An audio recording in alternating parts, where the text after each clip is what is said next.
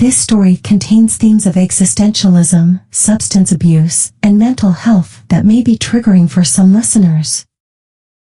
New message. Subject: Goodbye Emma and Wesley. Hey Belle and Wesley, it's been a while since I last messaged, and I'm sorry for that. I've been busy with work and helping out at Sophia's. Before you think I'm 3 days in on another week-long bender, that this is another one of those messages, I'm not. I've actually been clean for nearly a week now. Impressive, right? So yeah, that's not what this is. Instead, it's goodbye, my very last goodbye.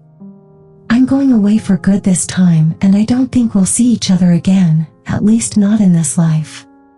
But before I go, there are some things I need to tell you, things that you should know. Words cannot express what you and Wesley meant to me, and I can't be more grateful for the time we spent together. But as you know, it only takes a moment. Where did it all start? I think you knew as well as I that I've always been a little bothered by things around me, perhaps more than most. And while I feel that was always innate, it was what I learned from my house fire that truly began my descent. It being late November, I was knee-deep in that school year's curriculum. Turns out grade 7 mathematics was tougher than the previous year, who would have thought? I was on the bus ride home from school, and though I had homework, I had no intention of finishing it just yet. I was mentally drained from the day and just wanted casual conversation. So me and some other kid on the bus, Luke I think, were talking about God knows what, laughing about whatever kids laugh about. I remember knowing my stop was coming up, but not caring as me and Luke were just reaching another fit of laughter. That's when I noticed kids around me began to stir and crowd along the left side of the bus. They were looking out the windows, wide-eyed as though watching some grave spectacle. Still coming off my last laugh, I said something to Luke, I can't remember what, something that should have made him laugh or at least crack a smile. But the joke was lost on him. His expression was solemn as he too stared out the window behind me. That's when I turned and saw it, my house ablaze. Firefighters would determine that the fire began in the basement just hours prior as a result of a small rodent chewing a live wire. As a kid who couldn't have been older than 10 or 11, the fire didn't really faze me. Losing everything and having to start fresh was a tough pill to swallow, but I was grateful that was all I lost. No one was hurt, that's all that mattered. What did faze me was the aftermath. When the insurance company would try to pass our home as sanitary and safe, when, in fact, it was the opposite, and my parents would battle them for all that we were owed. The battle would rage on for roughly 5 years, and in those 5 years, they'd employ every immoral, depraved tactic they could to get their way, to pressure us to sign on a house that my parents expected would one day be the death of us. As you know, we were victorious in the end, but at what cost? Time. Precious time. In that void of 5 years, my parents, amid their battle, had become strangers to me. We'd lost so much time that we can never get back, all because of a rat. And as I stood there on the bus, looking out the window at the chaos as it ensued, I came to a realization that anything can happen, that one moment you could be riding the bus, laughing with Luke, not a care in the world, and the next you could be watching your house burn down in front of you, and that terrified me. I realized then, it only takes a moment. In the wake of that tragedy, I found myself thinking about, and in turn obsessing over, that dreadful thought, that at any given moment something could happen. From then on, every stretch of calm seemed like the proverbial calm before the storm. Hanging out with friends, lunchtime at school, even alone time brought bouts of anxiety that swelled in anticipation of tragedy.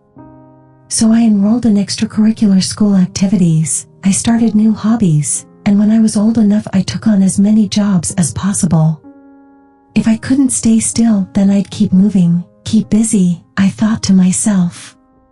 I stopped hanging out with friends and did whatever it took to escape those moments of stillness that were fatal to me. The years flew by, and before I knew it, I was off to college. In that brief space of time when I first arrived in my apartment near campus, I had nothing to keep me moving. I'd always wanted to get into creative writing, especially of a horror/thriller variety, so I tried writing short stories to keep busy. But I soon found that writing was torment worse than sitting still. It involved careful examination of my deepest thoughts, which always led back to the rat, the insurance battle, and how much can happen in any given moment. I realized I wanted nothing more than to forget about all of that, so when I began my courses I enrolled in multiple extracurriculars, joined a couple clubs, and found a part-time job at a nearby laundromat. To keep busy. To distract. And it would work out for a while. But as you and I both know, it only takes a moment. I was working late at the laundromat one night when I received a call from my mom. It was about my dad. He was ill. Terminally ill. I rushed to the hospital and spoke to the doctor who diagnosed him.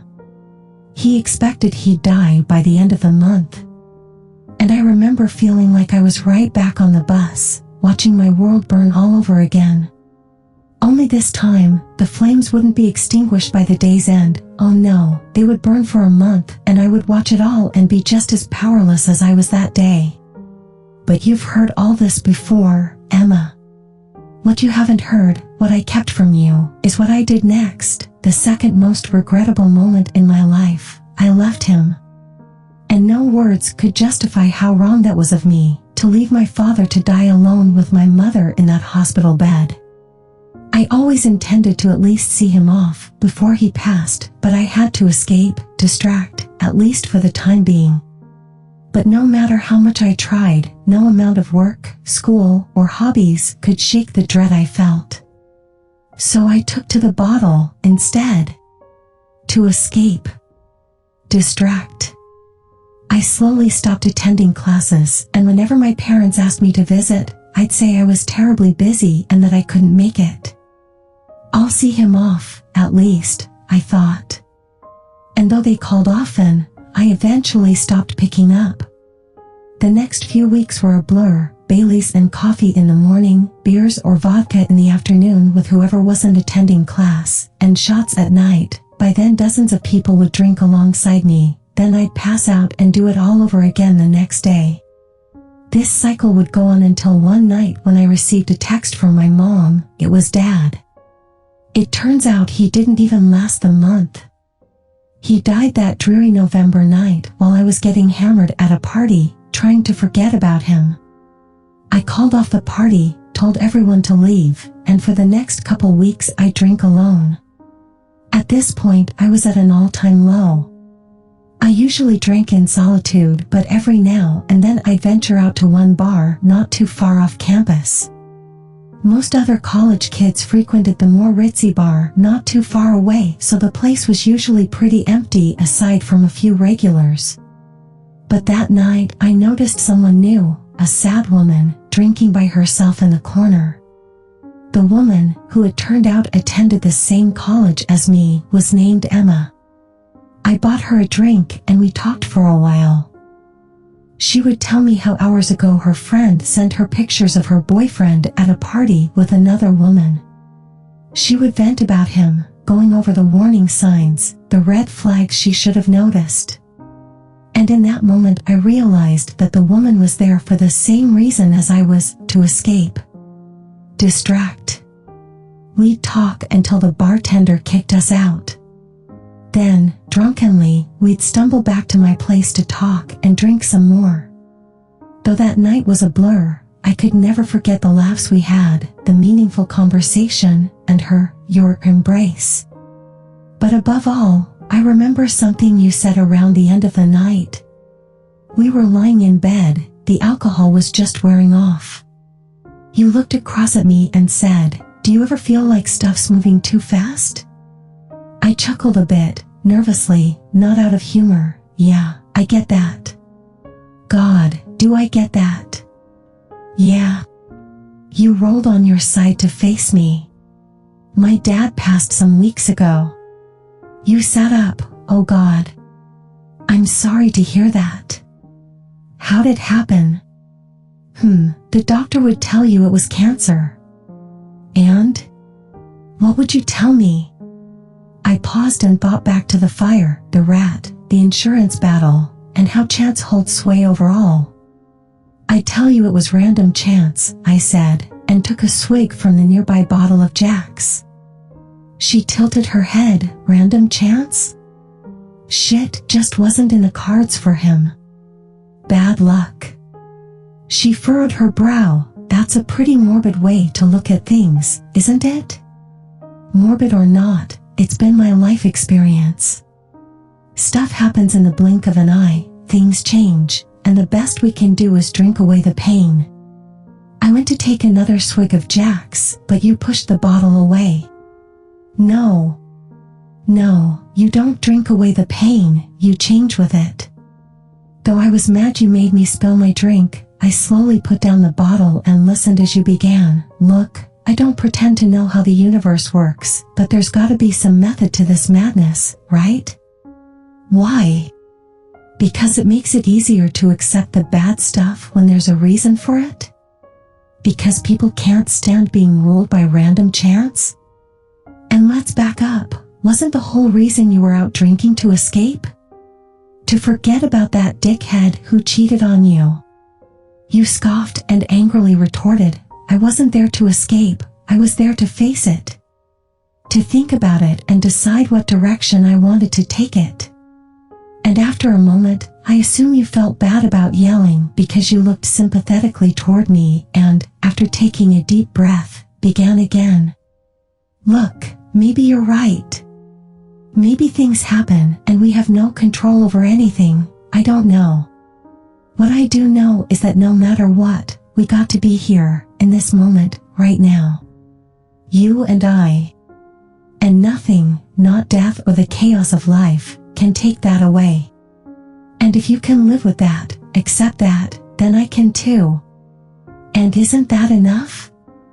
I thought for a moment about what you said and related it to my life. I thought about how I handled the fire, how I handled my father's diagnosis and later death, neither of which were handled, but instead coped with through whatever mechanisms, addictions, allowed me to forget, escape, distract. What you said, isn't that enough, replayed over in my head. And as I pondered that question, as we stared into each other's eyes, neither one breaking focus nor advancing, I said to myself, it is enough. It's enough to be here, right now, with no clue as to what the future may hold. It's enough so long as I have you by my side. And with that resolution, I simply nodded. And from that moment and for years to come, I didn't care about what may happen next. I was hopeful. But, again, it only takes a moment. I'm telling you this now because I should have told you how important that night was to me, that what you said saved me from an early grave. And as I relive that night and what it led to, our love, our marriage, I realize the universe can't be ruled entirely by chance, that there must be some level of fate. Destiny. And if that's true, then I wonder, was it chance or fate that decided yours and Wesley's deaths? Did chance determine I should receive a text right as I rounded that icy bend? Was it fate that placed that black pickup on the other side of the road, just out of view? Perhaps both. Hell, maybe neither, and instead this was the work of God, his way of testing me to see if I'd fall back into my old ways. Well, I guess we're both disappointed, then. And although I'd like to pass blame on chance or fate or God, I know deep down that I was the final factor that led to your deaths. You once taught me to accept what life has given me, and despite the pain I feel in doing so, to do that I have to let you both go. And now we've come full circle. The reason I'm doing this, the reason I'm writing this, is because these people, these very nice people, are helping me get better. But heroin's a tough one to kick, so they're sending me to a rehab clinic, which means I'm going to be gone for a while. And I can't keep writing to you like this. I can't keep pretending you're both alive. So yes, this is my goodbye, my very last goodbye. I'm going away for good this time, and I don't think we'll see each other again, at least not in this life. Words cannot express what you and Wesley meant to me, and I'm so sorry about what I did to you both. And despite whatever may happen next, whatever tragedy may befall me, I'm just so lucky I got to spend my years with you. They were the best years of my life, and I can't be more grateful for them. And as I'm sitting here in my chair, thinking back to the night we met, thinking about what you said, isn't that enough? I realize that for some of the best things to occur, it only takes a moment.